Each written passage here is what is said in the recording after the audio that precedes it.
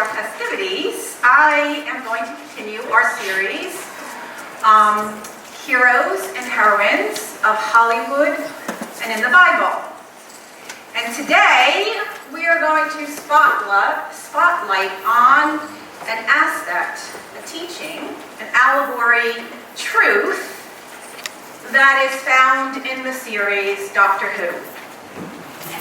How many of you know? I know Charlie's excited. I have to be honest with you, I didn't even know who Doctor Who was.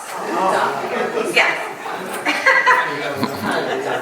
And Charlie had put in a request when he knew, or he was all excited about Doctor Who. So I did some research, and I discovered that it is a BBC?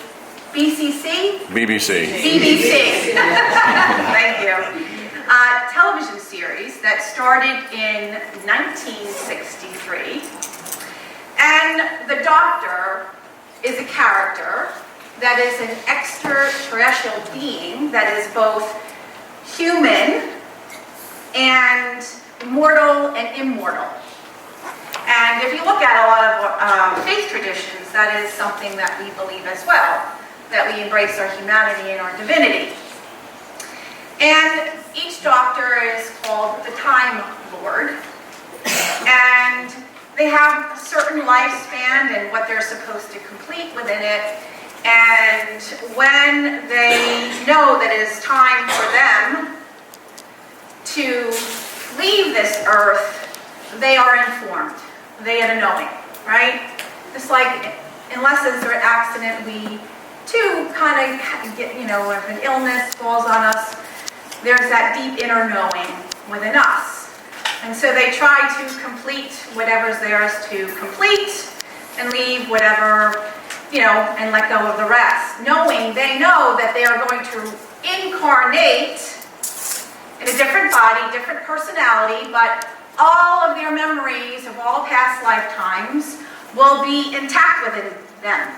It is something that many faiths also believe, right?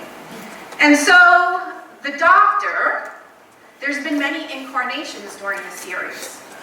And I believe we were on the 13th Doctor. Is that right, Charlie? Okay. I'm going to be spotlighting Doctor number 10 to the best of my ability. Okay. And so the Doctor, when he is traveling to where he's supposed to be, or she is supposed to be, travels in a TARDIS. And it looks on the outside like this phone booth, but when you go inside, it's like this really cool spaceship, right? And again, here we have this theme about traveling through time and space, and isn't it all happening here and now? So I want to take us to the episode called The Water of Mars, and I usually play a clip, and I tried my best to download pieces and was unsuccessful. So if anybody, after having a burger and wants to see the episode, can come back in, and I'll play it for you, surely. I know Charlie might be here. Did you see The Water of Mars? Yes. Oh, you did? Okay. You said that. Right, okay, at least twice. Maybe 3 times today. So, The Water of Mars episode is the 10th Doctor. That telephone booth, space travel, TARDIS machine lands on the planet of Mars. And so we see him there, and he's like, oh, look at the beauty of Mars. And there before him he sees a station. About 2 years ago, scientists from Earth had created a biodome, and they've been doing experiments and trying to see if people could really live on Mars. And so he sees this little gadget robot that calls them into this biodome. And in the meantime, one of the scientists there, they're experimenting, how do they survive up there? They're growing crops, and they get the first crop of carrots. And so they're excited, and he bites into one, and lo and behold, shortly thereafter, he becomes this water zombie. Okay? I have to say this part was a little cheesy, but... And so before before we go there, he becomes this water zombie, and he's facing against the wall where the carrots are, and his co-worker is with him, and she's like calling to him, what's going on, what's going on? She moves closer and sees his face. Water shoots out, she's infected. Now she's a water zombie, right? And so now they have this race of time, right? They find out that they become these water zombies because there's a virus in the water. And they look a little harmless, right? But the water is exuding out from them, and the water pressure will collapse the biodome. And so now there's this race for time to seal them off, and then finally to get back to Earth through that telephone booth space machine. Okay? Are you still with me? Yeah. We're going to move to time in a second. Right. So the Time Lord, the doctor says, now he has precognition, and he sees the headlines. It's November 1954, I believe is the date, the 1950s at some point. And he sees the flash of headlines that all of these scientists die. Now normally, he's not supposed to interfere with the lives of others. And he also hears a knock and the knowing that his life is coming to the end. And he says, no, time is not the boss of me. And then he says, I'm time victorious. And he decides that he's going to intervene. He's going to get them all back home safely. And there's this rush against the clock. A rush against time. And in one of the series, one of the laws that the doctors abide by is that time should not dictate the choices that you make in life. Time should not dictate the choices you make. And we also see that analogy of that knowing or that anxiety of running out of time showing up in our lives. Right? So how many of you think that time should not dictate the choices that we make? Anybody agree with that? It's really kind of hard. I mean, if you think about it, calendars and the recording of time goes back to prehistoric ages. And if you look at it, we can see how much time, in as many ways that we track it, really control us, right? You're taught to eat lunch around noon. And I remember, if I wasn't hungry as a child, I was instructed to eat. Eat, not only eat all your food, because if you don't eat then, you're not getting it later. Right? And so we believe, what was that, Jean? The kids overseas. How can you not eat? The poor kids overseas are starving, right? We so many myths, right? And so we start moving. In the days of they're still indigenous cultures. They don't live from mechanism, they live by intuition. They allow their wisdom within to tell them. But because we need, the thought of needing the structure, right? How do we move through things, needing to predict when something will happen in the future, we create days, times, months, etc., etc. And even the calendar dictates us as far as what is the ideal work week for the majority, right? You land the job Monday through Friday, you get the weekends off.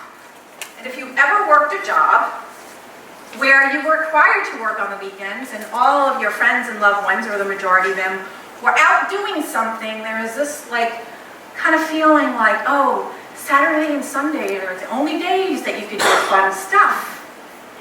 Again, another myth.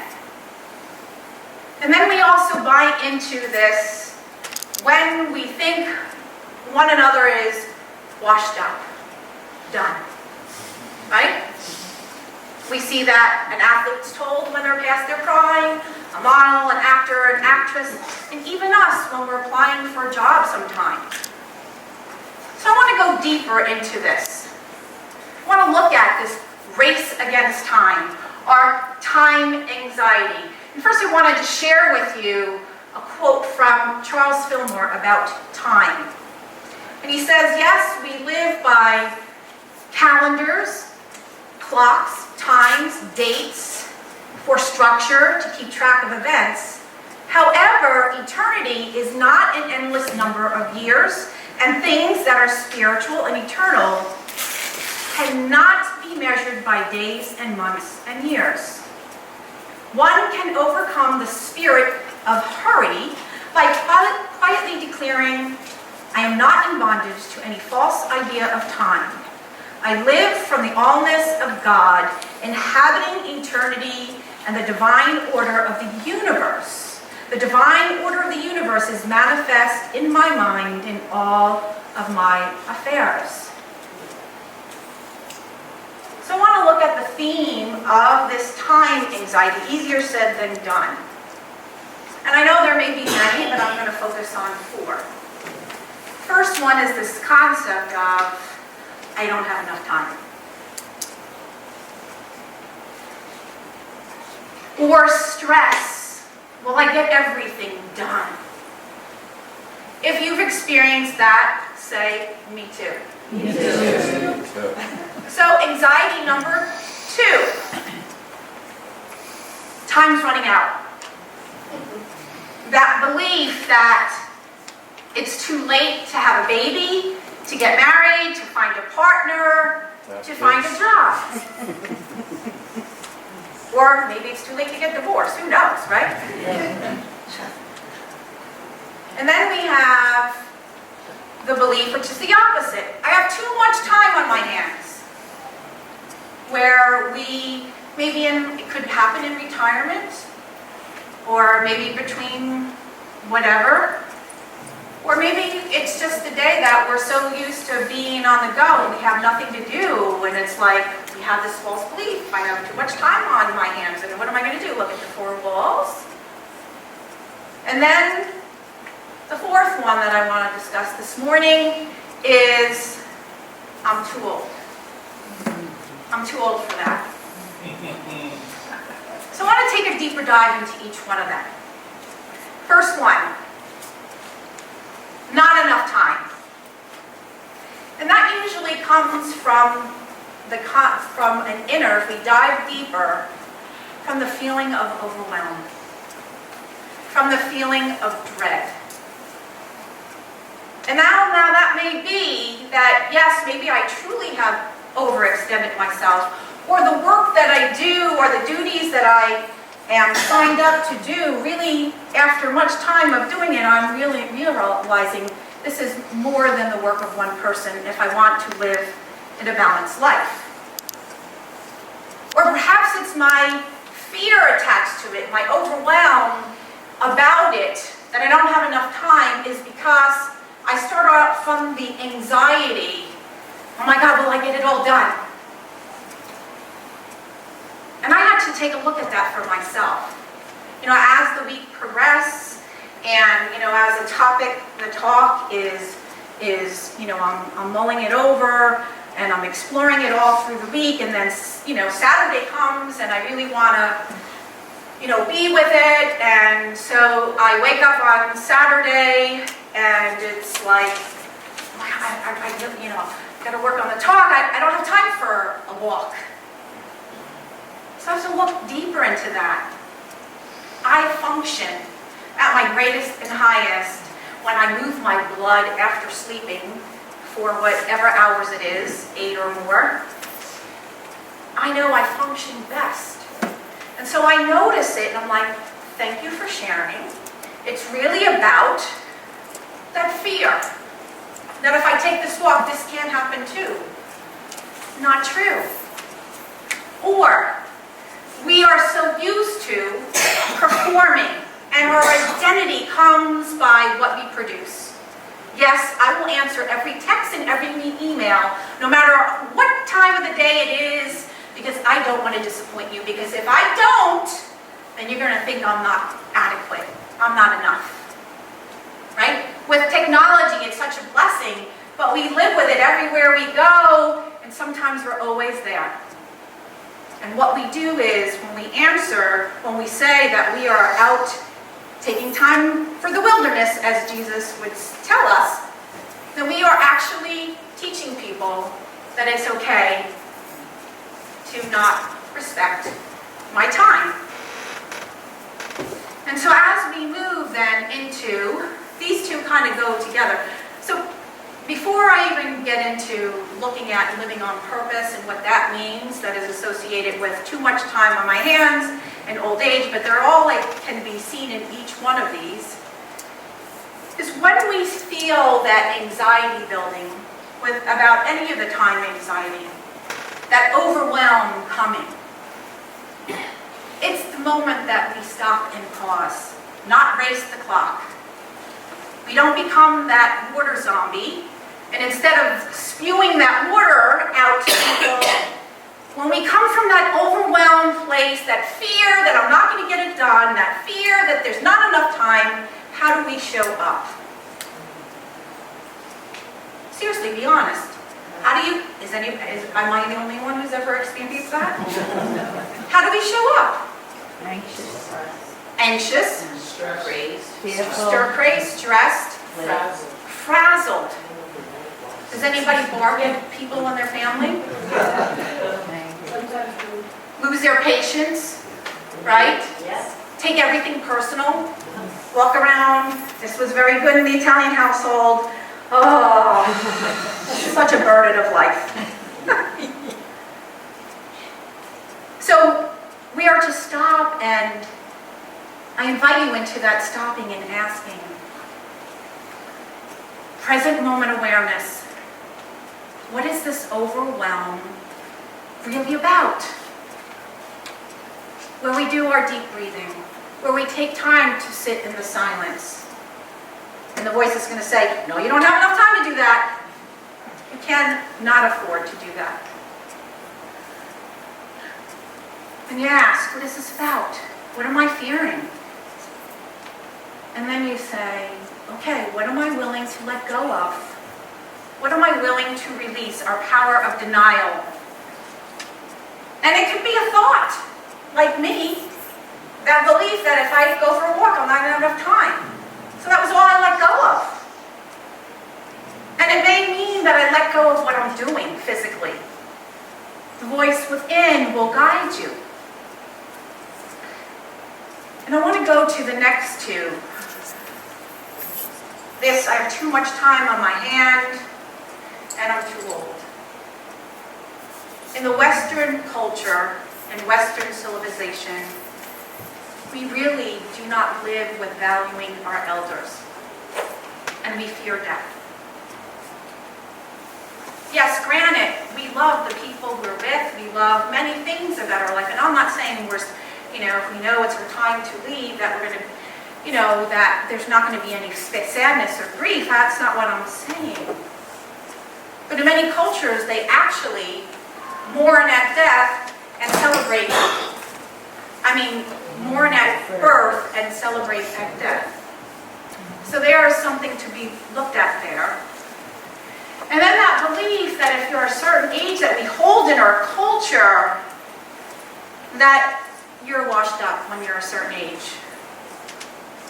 Now, I guess it was 2 weeks ago, Matt has been looking for a different job. And so he put his applications out on Indeed and various other sites where you can put your resume out. So he gets a phone call, and it was a headhunter. And the person on the phone was like, oh, I understand you're looking for a job with photography. He goes, that's great, we have so many jobs. And so Matt's like, oh, great, whatever. And he's like, oh, by the way, what year did you graduate high school? Matt says, 1976. And the person starts fumbling with their words. And before that, we had all these jobs. Oh, you know what? We really don't have anything at this time. Click. They need human resource training. Highly illegal. And then it's the beliefs we carry sometimes because they've been indoctrinated in us. He did have an interview last week, and by the way, Matt has given me permission. I never share without asking. So he just had one last week. And as the interview's going really well, and one of the things he says to the interviewer is, don't let this gray hair fool you. I'm really intelligent. And so we looked at that again, right? We somehow take that in. And so as we look at that, how deeply do we live into that? And that, I want to talk about living on purpose. What does that really mean? Living a life with purpose. Because when we think time is running out, or that we're too old, somewhere we're not connected to purpose, and I want to talk about that. Time is running out. Sometimes we live in the energy of not listening to what's most alive in us. We squash that, or we don't think we're worthy enough. And my husband wants to move. He's got this great opportunity in Alaska, and I really hate cold weather, and it means that I'm going to leave my family, which is near and dear. But you know what? For the family, we're going to go. And sometimes, yes, we do compromises and we explore. But if year after year, or month after month, something in us is dying, we are not living purposefully. And when we say purpose, it's not just about a career. We whittle it down to career. Purpose means I am expressing my divinity within, and sometimes, and a lot of times, I can best do that through a career. An example of that, I can't tell you, one of the gifts, divine gifts we all have, is compassion and love and generosity.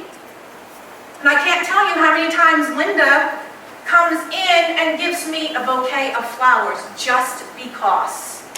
Now that's not a job, but that is living on purpose. And I'm not just saying it because I want her to continue to give me flowers. Although that would be nice. And one time when I sent out an affirmation, someone who is older in age and is confined due to physical challenges said, for the older people, now I know where, he says, how am I supposed to live my purpose? We had a conversation later, but because it was whittled down to a career. In 1974, a Harvard psychologist did an experiment where she went to a rehabilitation center, nursing home, and she took two groups of people. In group one, they were given a plant that they were responsible for keeping alive and nurturing it, and they were also given autonomy in their daily schedule. Group two was given a plant, but the staff was to take care of it, and they didn't have choice in their schedule. 18 months later, the group who was given the task of keeping that plant alive and having autonomy in their schedule, 18 months later, twice as many of them were still alive than the other group, and their happiness and joy was alive. Now, loving a plant, sitting in prayer, right, is a powerful purpose. And then we also have to look, what is this calling? Richard Rohr, in Falling Upwards, talks about two halves of life. The first half, a lot of us are out here, we're establishing our career, we're doing this, we're doing that. And then suddenly at some age, and I don't want to put a number there because it's different for everybody, we have this feeling like, I just love being in my pajamas and being home. I already feel that. I love being in my pajamas and being home and being quiet. It's a call, that sacred call inward, a deeper dive into our true essence. And sometimes when we have that belief that I have too much time on our hands, might be connected to a fear of being alone. having that most intimate connection with the truth and the beauty and the allness. You know, at one point I would have never been able to do a meditation about loving myself and I am wonderful and holy and sacred. If I can't live that, then I can't hold it for you. And I'm not saying, I am still a work in progress. I share that with you. And so, my friends, I call you, where is time being the boss over you?